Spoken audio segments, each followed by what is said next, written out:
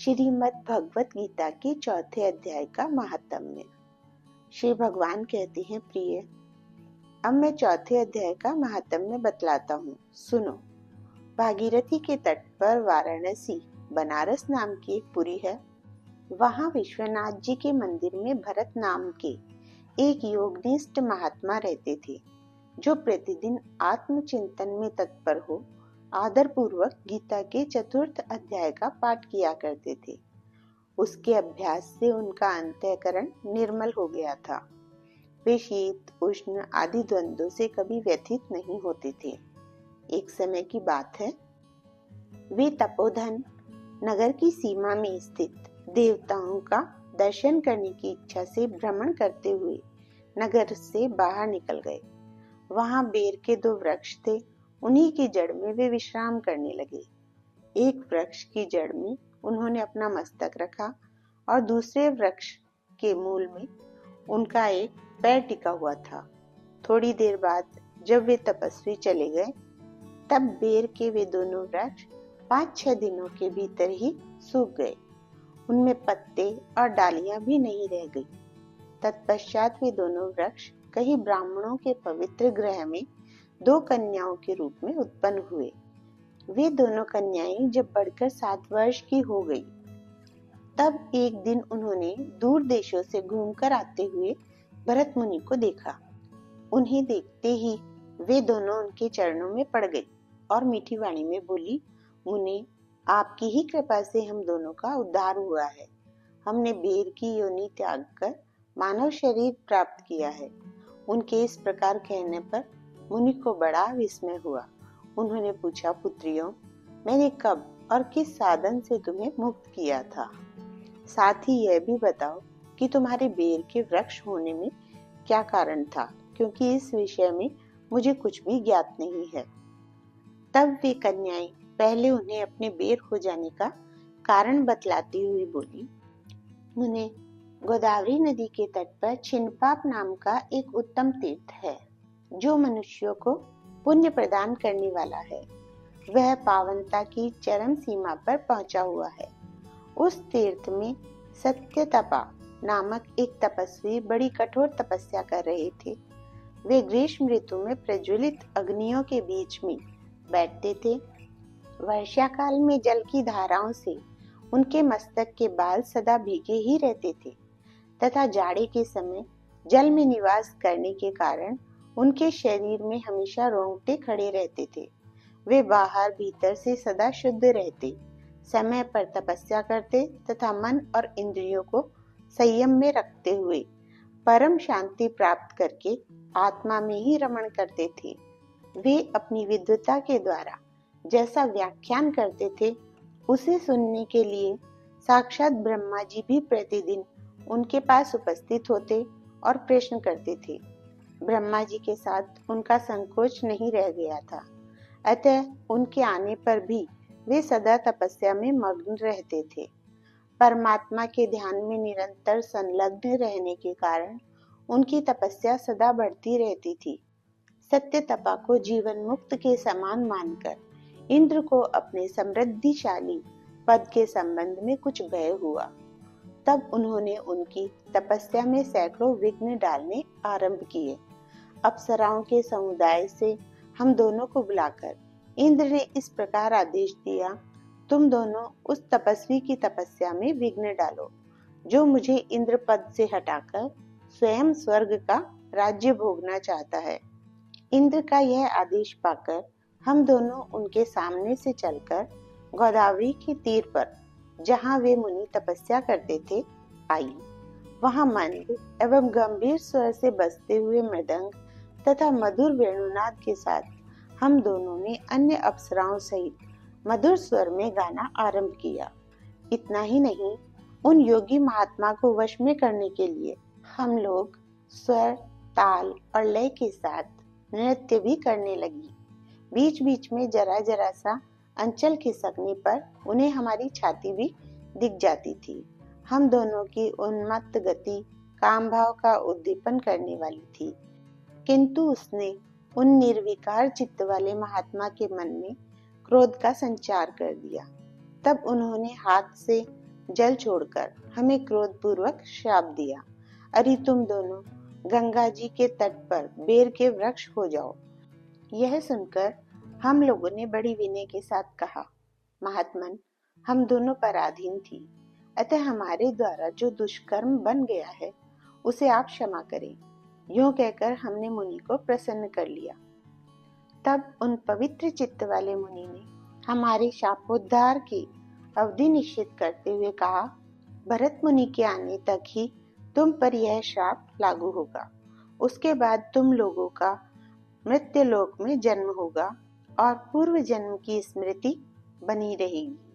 मुने, जिस समय हम दोनों बेर वृक्ष के रूप में खड़ी थी, उस समय आपने हमारे समीप आकर गीता के चौथे अध्याय का जप करते हुए हमारा उद्धार किया था, अतः हम आपको प्रणाम करती हैं। आपने केवल श्राप से ही नहीं, इस भयानक संसार से भी गीता के चतुर्थ अध्याय के पाठ द्वारा हमें मुक्त कर दिया। श्री भगवान कहते हैं, उन दोनों के इस प्रकार कहने पर मुनि बहुत ही प्रसन्न हुए और उनसे पूजित हो विदा लेकर जैसे आए थे वैसे ही चले गए, तथा वे कन्याएं भी बड़े आदर के साथ प्रतिदिन गीता के चतुर्थ अध्याय का पाठ करने लगी, जिससे उनका उद्धार हो गया। जय श्री राधे राधे। अथ चतुर्थो अध्याय।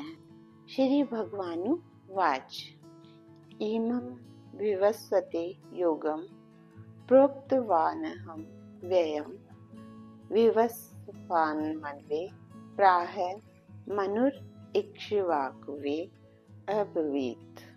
एवं परम्परा प्राप्तम् इमं राजर्षयो विदुः स कालेनेह महता योगो नष्टः परन्तप।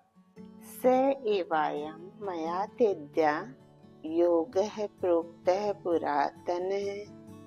भक्तो असि मे सखा चेति रहस्यमेतदुत्तमम्।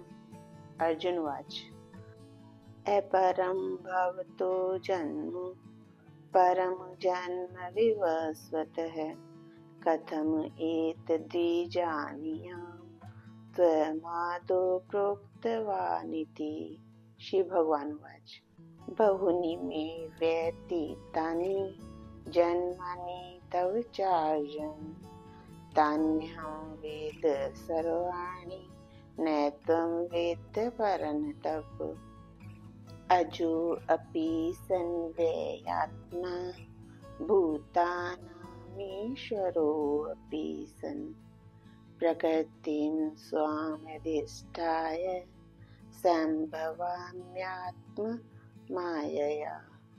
यदा यदा हि धर्मस्य ग्लानिर्भवति भारत अभ्युत्थानं धर्मस्य तदात्मानं सृजाम्यहम्। परित्राणाय साधूनां विनाशाय च दुष्कृतां धर्म संस्थापनार्थाय संभवामि युगे युगे। जन्म कर्म च मे दिव्यम् एवं यो वेत्ति तत्त्वतः तैकत्वा देहं पुनर्जन्म नीति मानीति सोऽर्जुन। वीतराग भय क्रोधा मन्मया मामुपाश्रिताः बहवो ज्ञान तपसा पुता मद्भावमागताः। ये यथा मां प्रपद्यन्ते तांस्तथैव भजाम्यहम्। मम वर्तमानुवर्तन्ते मनुष्याः पार्थ सर्वशः। काङ्क्षन्तः कर्मणां सिद्धिं यजन्त इह देवताः। क्षिप्रं हि मानुषे लोके सिद्धिर्भवति कर्मजा। चातुर्यवर्ण्यं मया सृष्टं गुणकर्म विभागशः।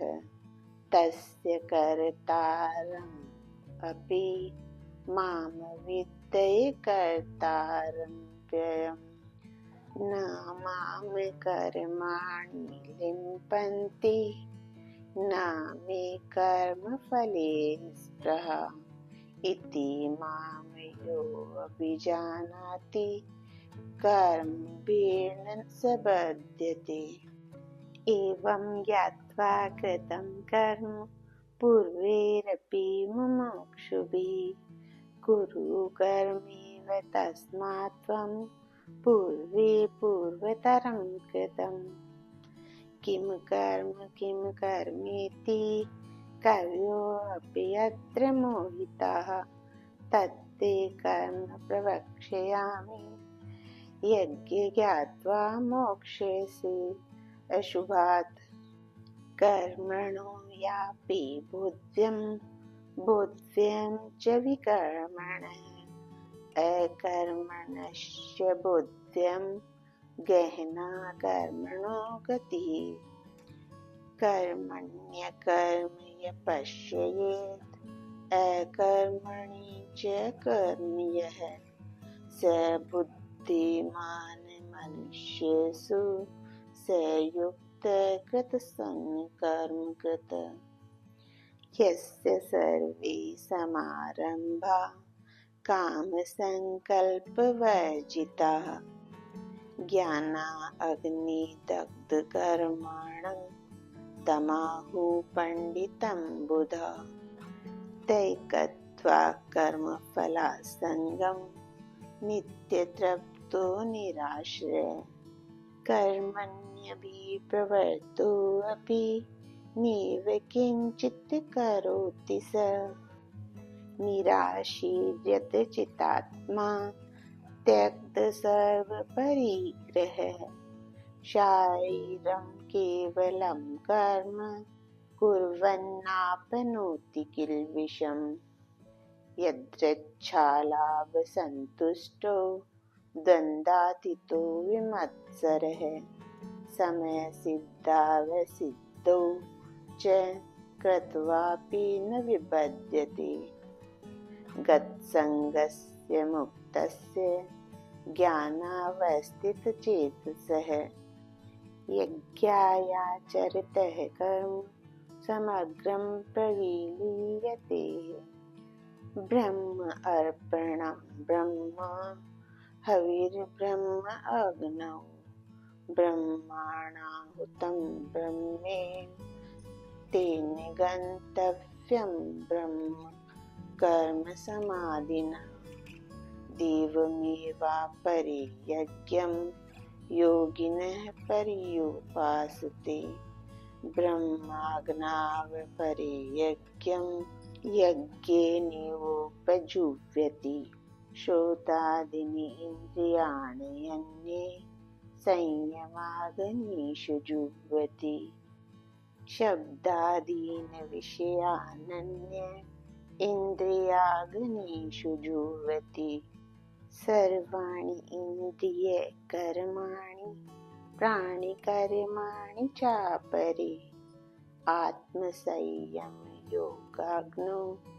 जुह्वति ज्ञानदीपिते द्रव्ययज्ञास्तपोयज्ञा योगयज्ञास्तथा परे स्वाध्यायज्ञानयज्ञाश्च यतयः संशितव्रताः अपाने जुह्वति प्राणं प्राणेपानं तथा परे प्राणापानगतिरुद्ध्वा प्राणायामपरायणा अपरे नियताहारः प्राणान् प्राणेषु जुह्वति सर्वे अपयेते यज्ञविदो यज्ञशपितकल्मषः यज्ञशिष्टामृतभुजो यान्ति ब्रह्म सनातनम् नायं लोकोऽस्त्य यज्ञस्य कुतो अन्यः कुरु सुतम् एवं बहुविधा ज्ञा विदिता ब्रह्मणो मुखे कर्म जान वेत्ति तांस सर्वान् एवं ज्ञात्वा विमोक्ष्यसे श्रेयान् द्रव्यं याति ज्ञाच ज्ञानयज्ञः परन्तप सर्वं कर्माखिलं पार्थ ज्ञाने परिसमाप्यते तद्विधि प्रणिपातेन परिप्रश्नेन सेवया उपदेक्ष्यन्ति ते ज्ञानं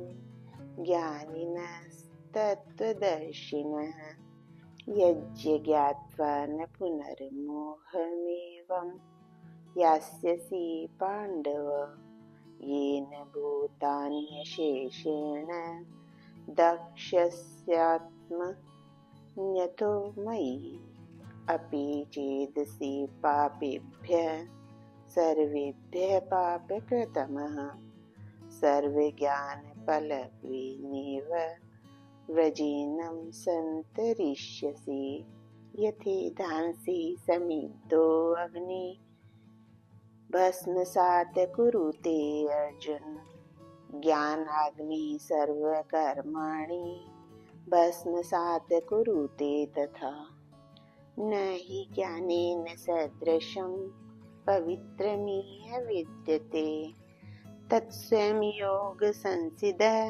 कालेनात्मनि विन्दन्ति श्रद्धावान् लभते ज्ञानं तत्परः संयते इन्द्रियः ज्ञानं लभत्वा परां शान्तिं चिरेणाधिगच्छति अज्ञश्चाश्रद्धिधानश्च संशयात्मा विनश्यति नायं लोकोऽस्ति न परो न सुखं संशयात्मनः योगसन्न्यस्तकर्माणं ज्ञानसञ्छिन्नसंशयम् आत्मवन्तं न कर्माणि निबध्नन्ति धनञ्जय तस्माद् ज्ञानसम्भूतं हत्सथं ज्ञानासीनात्मनः छित्त्वेनं संशयं योगम् आतिष्ठोत्तिष्ठ भारत। ओम तत्सदिति श्रीमद्भगवत गीता उपनिषत्सु ब्रह्म विद्यायां योग शास्त्रे श्री कृष्ण अर्जुन संवादे ज्ञान कर्म संन्यास योगो नाम चतुर्थो अध्याय। जय श्री राधे राधे। ओम नमो भगवते वासुदेवाय नमः। चौथा अध्याय। इसके उपरांत श्री कृष्ण महाराज बोले, हे अर्जुन, मैंने इस अविनाशी योग को कल्प के आदि में सूर्य के प्रति कहा था और सूर्य ने अपने पुत्र मनु के प्रति कहा और मनु ने अपने पुत्र राजा इक्ष्वाकु के प्रति कहा। इस प्रकार परंपरा से प्राप्त हुए इस योग को राजर्षियों ने जाना। परंतु हे अर्जुन, वह योग बहुत काल से इस पृथ्वी लोक में लोप प्राय हो गया था। वह ही यह पुरातन योग अब मैंने तेरे लिए वर्णन किया है, क्योंकि तू मेरा भक्त और प्रिय सखा है, इसलिए तथा यह योग बहुत उत्तम और रहस्य अर्थात अति मर्म का विषय है।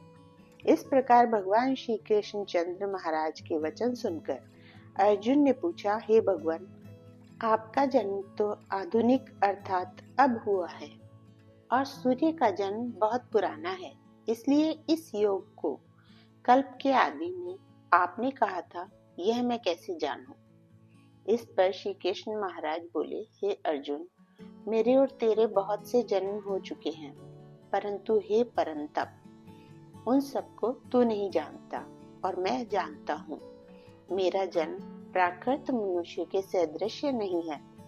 मैं अविनाशी स्वरूप अजन्मा होने पर भी तथा सब भूत प्राणियों का ईश्वर होने पर भी अपनी प्रकृति को अधीन करके योग माया से प्रकट होता हूँ। हे भारत, जब जब धर्म की हानि और अधर्म की वृद्धि होती है, तब तब ही मैं अपने रूप को रचता हूँ, अर्थात प्रकट करता हूँ, क्योंकि साधु पुरुषों का उद्धार करने के लिए और दूषित कर्म करने वालों का नाश करने के लिए तथा धर्म स्थापन करने के लिए युग युग में प्रकट होता हूँ। इसलिए हे अर्जुन, मेरा वह जन्म और कर्म दिव्य अर्थात अलौकिक है।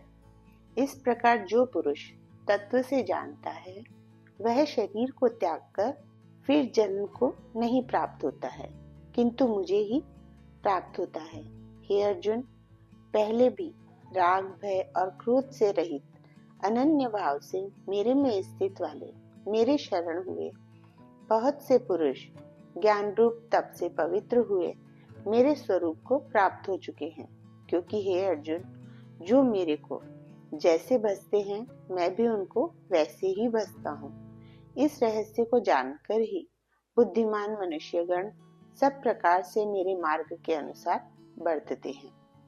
जो मेरे को तत्व से नहीं जानते हैं वे पुरुष इस मनुष्य लोक में कर्मों के फल को चाहते हुए देवताओं को पूजते हैं और उनके कर्मों से उत्पन्न हुई सिद्धि भी शीघ्र ही होती है, परंतु उनको मेरी प्राप्ति नहीं होती। इसलिए तुम मेरे को ही सब प्रकार से भज। हे अर्जुन, गुण और कर्मों के विभाग से ब्राह्मण, क्षत्रिय, वैश्य और शूद्र मेरे द्वारा रचे गए हैं। उनके कर्ता को भी मुझ अविनाशी परमेश्वर को तू अकर्ता ही जान, क्योंकि कर्मों के फल में मेरी स्पृहा नहीं है, इसलिए मेरे को कर्म लिपायमान नहीं करते। इस प्रकार जो मेरे को तत्व से जानता है वह भी कर्मों से नहीं बंधता, तथा पहले होने वाले मुमुक्ष पुरुषों द्वारा भी इस प्रकार जानकर ही कर्म किया गया है। इससे तू भी पूर्वजों द्वारा सदा से किए हुए कर्म को ही कर। परंतु कर्म क्या है और अकर्म क्या है, ऐसे इस विषय में बुद्धिमान पुरुष भी मोहित है। इसलिए मैं वह कर्म अर्थात कर्मों का तत्व तेरे लिए अच्छी प्रकार कहूँगा कि जिसको जानकर तू अशुभ अर्थात संसार बंधन से छूट जाएगा। कर्म का स्वरूप भी जानना चाहिए और अकर्म का स्वरूप भी जानना चाहिए तथा निषिद्ध कर्म का स्वरूप भी जानना चाहिए, क्योंकि कर्म की गति गहन है। जो पुरुष कर्म में अर्थात अहंकार रहित की हुई संपूर्ण चेष्टाओं में अकर्म अर्थात वास्तव में उनका न होना बना देखे, और जो पुरुष अकर्म में अर्थात अज्ञानी पुरुष द्वारा किए हुए संपूर्ण क्रियाओं के त्याग में भी कर्म को अर्थात त्याग रूप क्रिया को देखे, वह पुरुष मनुष्यों में बुद्धिमान है और वह योगी संपूर्ण कर्मों का करने वाला है। हे अर्जुन, जिसके संपूर्ण कार्य कामना और संकल्प से रहित है, ऐसे उस ज्ञान रूप अग्नि द्वारा भस्म हुए कर्मों वाले पुरुष को ज्ञानीजन भी पंडित कहते हैं। जो पुरुष सांसारिक आश्रय से रहित सदा परमानंद परमात्मा में तृप्त है, वह कर्मों के फल और संग अर्थात कर्तव्य अभिमान को त्याग कर कर्म में अच्छी प्रकार बरतता हुआ भी कुछ भी नहीं करता है। जीत लिया है अंतःकरण और शरीर जिसने तथा त्याग दी है संपूर्ण भोगों की सामग्री जिसने, ऐसा आशा रहित पुरुष केवल शरीर संबंधी कर्म को करता हुआ भी पाप को नहीं प्राप्त होता है।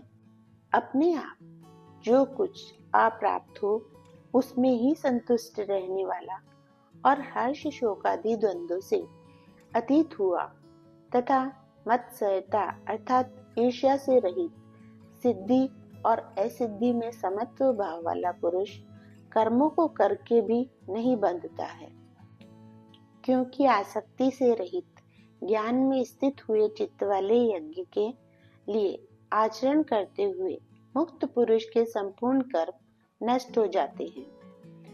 उन यज्ञ के लिए आचरण करने वाले पुरुषों में से कोई तो इस भाव से यज्ञ करते हैं कि अर्पण अर्थात स्तुपादि भी ब्रह्म है और हवि अर्थात हवन करने योग्य द्रव्य भी ब्रह्म है, और ब्रह्म रूप अग्नि में ब्रह्म रूप कर्ता के द्वारा जो हवन किया गया है वह भी ब्रह्म ही है।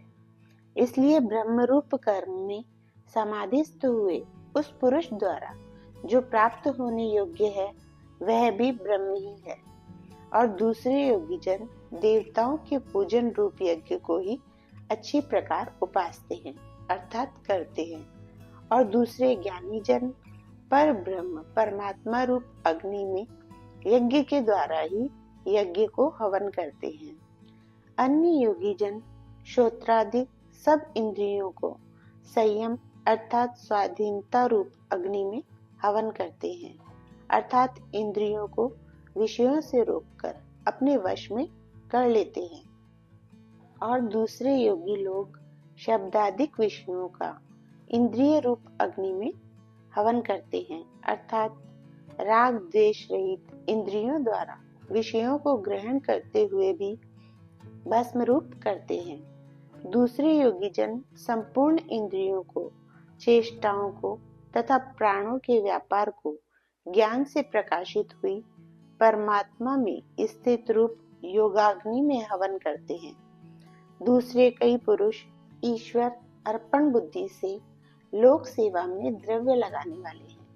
वैसे ही कई पुरुष स्वधर्म पालन रूप तप यज्ञ को करने वाले हैं और कई अष्टांग योग रूप यज्ञ को करने वाले हैं, और दूसरे अहिंसादि तीक्ष्ण व्रतों से युक्त यत्नशील पुरुष भगवान के नाम का जप तथा भगवत प्राप्ति विषयक शास्त्रों का अध्ययन रूप ज्ञान यज्ञ के करने वाले हैं। दूसरे योगी जन अपान वायु में प्राण वायु को हवन करते हैं। वैसे ही अन्य योगी जन प्राण वायु में अपान वायु को हवन करते हैं, तथा अन्य योगी जन प्राण और अपान की गति को रोककर प्राणायाम के परायण होते हैं। दूसरे नियमित आहार करने वाले योगी जन प्राणों को प्राणों में ही हवन करते हैं। इस प्रकार यज्ञों द्वारा नाश हो गया है पाप जिनका, ऐसे यह सभी पुरुष यज्ञों को जानने वाले हैं। हे कुरु श्रेष्ठ अर्जुन, यज्ञों के परिणाम स्वरूप ज्ञानामृत को भोगने वाले योगी जन सनातन पर ब्रह्म परमात्मा को प्राप्त होते हैं, और यज्ञ रहित पुरुष को यह मनुष्य लोक भी सुखदायक नहीं है, फिर परलोक कैसे सुखदायक होगा। ऐसे बहुत प्रकार के यज्ञ वेद की वाणी में विस्तार किए गए हैं। उन सबको शरीर, मन और इंद्रियों की क्रिया द्वारा ही उत्पन्न होने वाले जान। इस प्रकार तत्व से जानकर निष्काम कर्म योग द्वारा संसार बंधन से मुक्त हो जाएगा। हे अर्जुन, सांसारिक वस्तुओं से सिद्ध होने वाले यज्ञ से ज्ञान रूप यज्ञ सब प्रकार श्रेष्ठ है, क्योंकि हे पार्थ, संपूर्ण यावन मात्र कर्म ज्ञान में शेष होते हैं, अर्थात ज्ञान उनकी पराकाष्ठा है। इसलिए तत्व को जानने वाले ज्ञानी पुरुषों से भली प्रकार दंडवत प्रणाम तथा सेवा और निष्कपट भाव से किए हुए प्रश्न द्वारा उस ज्ञान को जान। वे मर्म को जानने वाले ज्ञानी जन तुझे उस ज्ञान का उपदेश करेंगे कि जिसको जानकर तू फिर इस प्रकार मोह को प्राप्त नहीं होगा। और हे अर्जुन, जिस ज्ञान के द्वारा सर्वव्यापी अनंत चेतन रूप हुआ अपने अंतर्गत समष्टि बुद्धि के आधार संपूर्ण भूतों को दिखेगा, और उसके उपरांत मेरे में अर्थात सच्चिदानंद स्वरूप में एक ही भाव हुआ सच्चिदानंद में ही देखेगा। यदि तू सब पापियों से भी अधिक पाप करने वाला है तो भी ज्ञान रूप नौका द्वारा निसंदेह संपूर्ण पापों को अच्छी प्रकार तर जाएगा। हे अर्जुन, जैसे प्रज्वलित अग्नि ईंधन को भस्ममय कर देता है, वैसे ही ज्ञान रूप अग्नि संपूर्ण कर्मों को भस्ममय कर देता है। इसलिए इस संसार में ज्ञान के समान पवित्र करने वाला निसंदेह कुछ भी नहीं है। उस ज्ञान को कितने ही काल से अपने आप समत्व बुद्धि रूप योग के द्वारा अच्छी प्रकार शुद्धांतःकरण हुआ पुरुष आत्मा में अनुभव करता है। हे अर्जुन, जितेंद्रिय तत्पर हुआ श्रद्धावान पुरुष ज्ञान को प्राप्त होता है। ज्ञान को प्राप्त होकर तत्क्षण भगवत प्राप्ति रूप परम शांति को प्राप्त हो जाता है। हे अर्जुन, भगवत विषय को न जानने वाला तथा श्रद्धा रहित और संशय युक्त पुरुष परमार्थ से भ्रष्ट हो जाता है। उनमें भी संशय युक्त पुरुष के लिए तो न सुख है और न यह लोक है न परलोक है, अर्थात यह लोक और परलोक दोनों ही उसके लिए भ्रष्ट हो जाते हैं। हे धनंजय, समत्व बुद्धि रूप योग द्वारा भगवत अर्पण कर दिए हैं संपूर्ण कर्म जिसने और ज्ञान द्वारा नष्ट हो गए हैं सब संशय जिसके, ऐसे परमात्म परायण पुरुष को कर्म नहीं बांधते हैं। इससे हे भरतवंशी अर्जुन, तू समत्व बुद्धि रूप योग में स्थित हो और अज्ञान से उत्पन्न हुए हृदय में स्थित इस अपने संशय को ज्ञान रूप तलवार द्वारा छेदन करके युद्ध के लिए खड़ा हो। इति श्रीमद् भगवत गीता रूपी उपनिषद एवं ब्रह्म विद्या तथा योग शास्त्र विषयक श्री कृष्ण और अर्जुन के संवाद में ज्ञान कर्म संन्यास योग नामक चौथा अध्याय। जय श्री राधे राधे।